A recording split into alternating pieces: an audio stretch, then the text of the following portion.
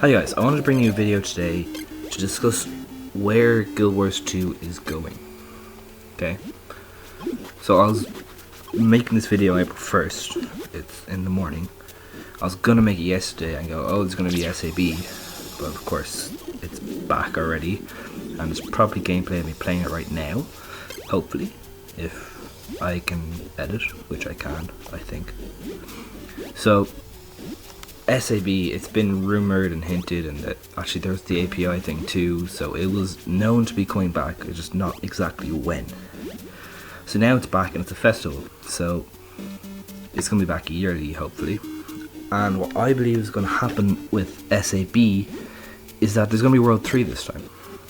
Because when you think about it, the first time it came out there was World 1, second time there was World 2, and third time it makes sense that there's World 3.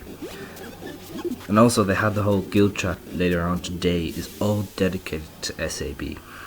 So that's what I think is going to happen with SAB. And hopefully it does. It's a fun game mode, like, don't get me wrong, well, I didn't say anything bad against it, I don't know. But it's a fun game mode, like, a lot of fun, and I hope that they continue to press forward. They seem to realise like they've hit a gold mine with it, bringing it back and making it a festival and everything. But anyway, back to where the story of GuildWars2 is going. So I think following the conclusion of Heart of Thorns, there are a few places GuildWars2 that the story can go to. And the ideas that I'm going to be discussing, they're mainly speculation and kind of me hoping that's what's going to happen. So it's not set in stone, it's more opinion than fact.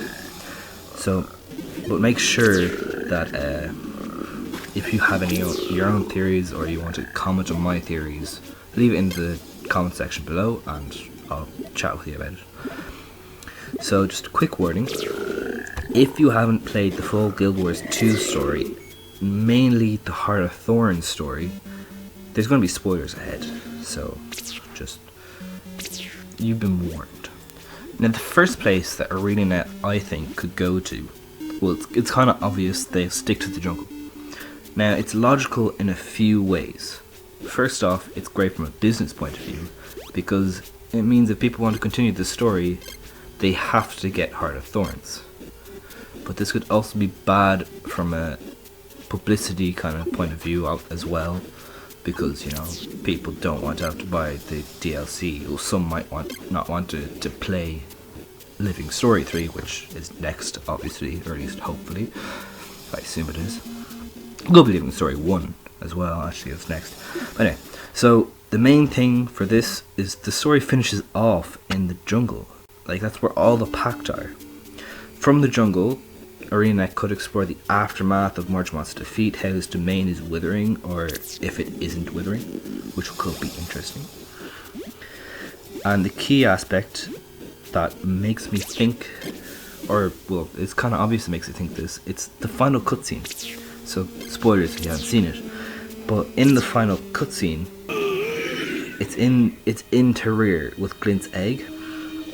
So it's Traherne dying with his essence, his leyline energy from Morgemot. And stick with me on that point because that's quite important. That energy goes up out of Morgemot's dying carcass, I guess, or plant. I don't know if plants have carcasses, but it's leaving him and it rushes through the jungle all over the world and it goes into Glint's egg. Okay, so here, then the egg starts to kind of move around and hatch. So this is almost certainly, almost 100% where the story is going to start from. Going back to Terrir, going back to the inner chamber, and finding out what's happening with the egg. That's where it is. It has to be, in my opinion. Now with Glint's egg, there are a few things that could happen. Firstly, just because Glint was aligned with the Pact in all those races, and she wasn't with the Elder Dragon Kalkatoric, doesn't mean that her egg in the baby, no, the baby in the egg, not the egg in the baby, will be the same way. Her baby could feel a calling from Kalkatoric and fly off to the Crystal Desert. So this would lead to us going to the Crystal Desert, exploring that area, which hasn't been touched since I believe Guild Wars 1. I haven't played Guild Wars 1, but I think you go there. And you go, I think you go basically everywhere in Guild Wars 1. I really need to play that game. So this will be interesting because we get to explore, you know, Destiny's Edge's past. You know, the past battle in the Crystal Desert where it all went wrong because Logan went to save the Queen. And possibly we could go into Alonia, into another continent, and have a look over there. You know, that would be really cool. The thing is, however, seen as in the cutscene, and I'll put this bit of the cutscene back right over here, the energy that causes Clint's egg to start hatching comes directly from Mordremoth's dying mind. So could this leyline energy be filled with Mordremoth's essence? Could the egg have been infected with the essence of Mordremoth? And this could mean that Mordremoth is actually still alive, and Living Story 3 is going to continue the Heart of Thorns story. It could flee further into the jungle and start trying to regroup and rebuild, and this would allow us to, you know, explore more of the jungle and have more cool gliding maps. And hopefully better ones, because the maps that we got, they are really good. I do really like them, but they could have been better. There's only 4, so I think a few more jungle maps would be nice and well received. So that could be good. Now, another thing that I believe is possibly going to happen, and this is a lot of just my speculation, the Ring of Fire. Okay, previously, before Heart of Thorns, it was kind of over in the middle of the map below South Sun. However, now it's over towards Dragon's Stand. So this could mean, because before Heart of Thorns came out, they touched up on the jungle and they expanded it, and people were like, oh, what's going on over here?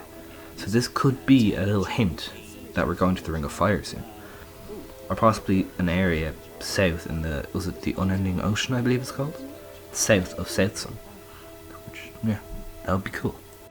So 2 more things before I go.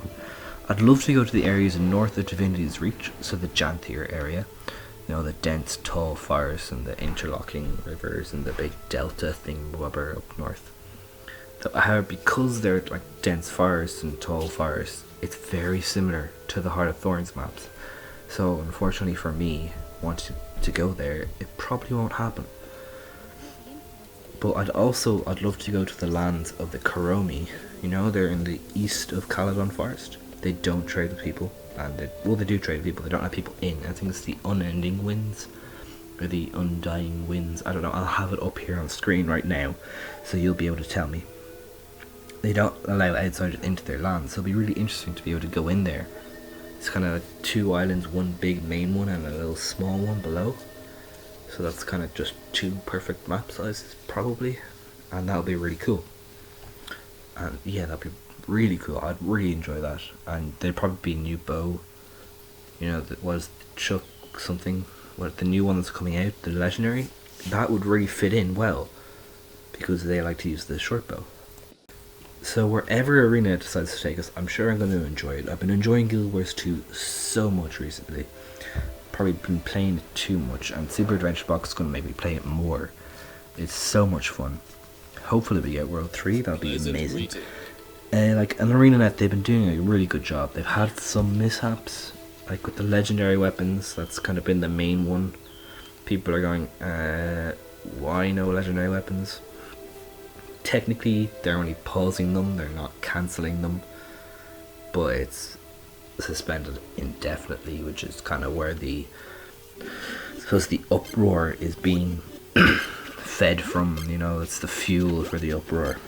But hopefully that all dies down, because they do such a good job. And I heard in map chat that Super Adventure Box is leaving the 19th, which is probably going to be the spring update. So that's probably where I'm going to find out if we get Living Story 3 or 1 this season.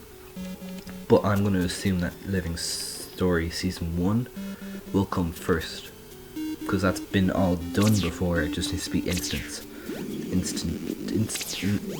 put into instances. Whereas Living Story Season 3 has to be actually programmed and developed and do the cutscenes and yada yada yada. Though as far as I know, a few weeks back, maybe a week or two ago, some actors were doing lines for their roles, which is kind of exciting. But anyway, with the release of Living Story Season 3, it's going to be a lot of fun. I'm going to be playing it for a fair bit.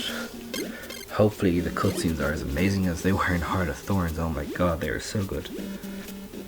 So yeah, here's to the future of Guild Wars 2. Let's hope it's a good, happy, bright future, full of content, which I'm sure it will be. They've been striving to do such a good job with the future updates. They've been doing a much better job of distributing the workload, so rather than all focusing on one thing, they're all spread out. And also I heard that the Alpine Borderlands, they're coming back too, which is going to be interesting. Hopefully, I know that the World for World community doesn't like the Desert Borderlands, but they're nice. They put a lot of work into it and they look good, so hopefully they find some way to save it. Maybe they make 2 more Borderlands and then they rotate them per season. So you have the Alpine and Christmas, Desert in the summer, and then there's like 2 more for spring and autumn. Yeah, that's my opinion on World vs. World 2. So yeah, there we go. Here's to the future of Guild Wars. Let's hope it's a good one. And I guess I'll see you in game.